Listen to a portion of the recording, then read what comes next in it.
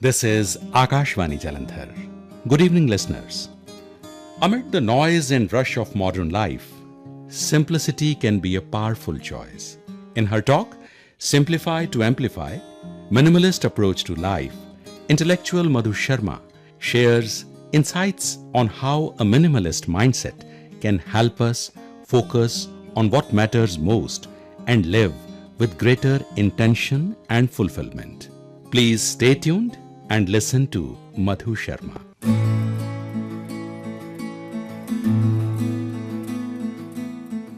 Good morning, dear listeners.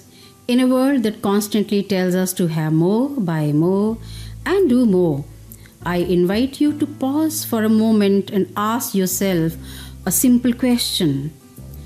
Do we really need so much to live a meaningful and fulfilling life? Today, let's explore the idea of simplify to amplify, a minimalist approach to life. Minimalism does not mean living with empty walls and bare cupboards. It does not ask us to give up comfort or happiness. Instead, it encourages us to remove what is unnecessary so that we can focus on what truly matters. It's about living intentionally rather than automatically. There's a beautiful saying, the ability to simplify means to eliminate the unnecessary so that the necessary may speak. For decades, society has equated success with accumulation, a bigger house, a fuller wardrobe, the latest gadgets, and busier schedules. But gradually, people are discovering that happiness lies not in possessing more, but in appreciating more. Let me share a real life example. Steve Jobs, the co-founder of Apple, was known for his simplicity. His trademark black turtleneck and blue jeans were not a fashion statement. He believed that reducing trivial decisions gave him more mental energy for creativity and innovation. Simplicity helped him amplify his focus. Closer to home, many of us experienced this lesson during the COVID-19 lockdown. Shopping malls were shut, travel came to a halt, and social gatherings became rare. Yet families rediscovered board games, shared meals, evening walks, and conversations. We realized that some of life's greatest joys are free. Minimalism is not just about things, it's about time too. Today, we are surrounded by constant notifications, endless scrolling, and the pressure to stay connected. But in the process, we often disconnect from ourselves. Imagine reclaiming even 1 hour each day from unnecessary screen time.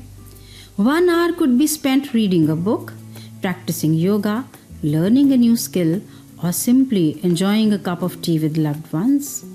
One of my friends once decided to limit her social media use to 30 minutes a day. Instead, she devoted the time to reading and meditation.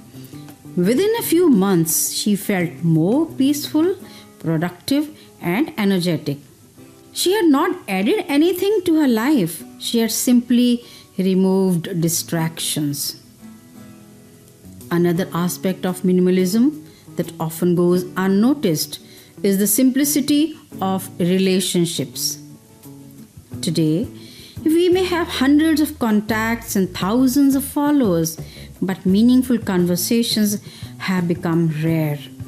We know what distant acquaintances posted online, but we may not know what is worrying our parents or what dreams our children are nurturing.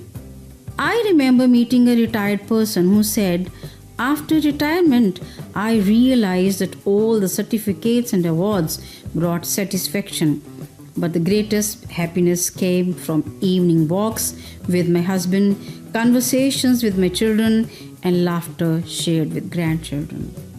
Her words carried a profound truth.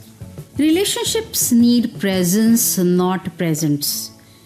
Minimalism teaches us to invest our time and attention in people rather than possessions. Minimalism also helps us financially. How often do we buy things simply because they are on sale? Clothes that remain unworn, gadgets that gather dust, and decorative items that eventually lose their charm. The Japanese organizing consultant Mary Kondo suggests that we keep only those things that spark joy. By becoming mindful consumers, we not only save money but also reduce waste and contribute to a healthier planet. Minimalism teaches us another valuable lesson: the art of saying no. Many of us are so busy pleasing others that we forget to take care of ourselves. We overload our schedules, accept every invitation, and say yes to every request. One wise person once said, the difference between successful people and really successful people is that really successful people say no to almost everything. By simplifying our commitments, we amplify our effectiveness and peace of mind. Dear listeners, have you noticed how children are natural minimalists? Give a child a cardboard box and it becomes a spaceship, a castle, or a racing car. Their happiness does not depend on expensive gadgets. It comes from imagination and companionship. As adults, somewhere along the journey, we begin to believe that happiness lies in the next purchase, the next promotion, or the next destination. Perhaps children smile so easily because they live in the present moment. They enjoy what they have instead of worrying about what they lack. Minimalism invites us to rediscover the childlike appreciation for life's simple pleasures. I also remember an elderly couple who had spent their entire life working hard. Their home was simple, without luxurious furniture or expensive gadgets.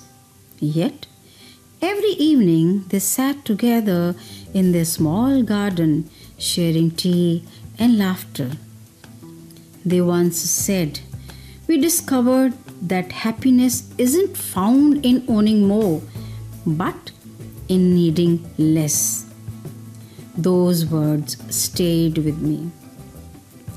Minimalism is not deprivation, it's liberation. It frees us from clutter, stress, unnecessary expenses, and constant comparison. It allows us to focus on our health, relationships, dreams, and purpose. As Mahatma Gandhi beautifully said, "Live simply so that others may simply live." Before I conclude, I would like to leave you with a small challenge. When you return home today, simplify just one thing. Maybe clean a drawer that has remained untouched for years. Maybe switch off your phone for an hour and spend that time talking to your family. Maybe donate clothes that no longer serve you. Or maybe say no to unnecessary commitments and yes to your own well-being. Remember, minimalism is not about becoming less. It's about becoming more. More mindful, more grateful, more present, more peaceful. Because life is not measured by the number of things we own, but by the quality of moments we experience and the lives we touch. Leonardo da Vinci once said, "Simplicity is the ultimate sophistication." Dear listeners, perhaps the richest life is not the one with the most possessions, but the one filled with meaningful moments, loving relationships, good health, and peace of mind. So let us remember, when we simplify our lives, we amplify our joy. When we reduce distractions, we amplify our focus. When we let go of excess, we amplify what truly matters. And in a world that constantly says more, perhaps the bravest choice is to say enough. Because sometimes less is not less at all. Less clutter, more clarity. Less stress, more peace. Less excess, more life. So I invite you, starting today, choose one thing to simplify and one thing that truly deserves your attention. Clear a space, reclaim your time, strengthen a relationship, and make room for what matters most. Because in the end, we will not remember how much we owned. We will remember how deeply we loved and how fully we embraced each moment. You were listening to a talk by Madhu Sharma. The topic was Simplify to Amplify. Please wait for our next program.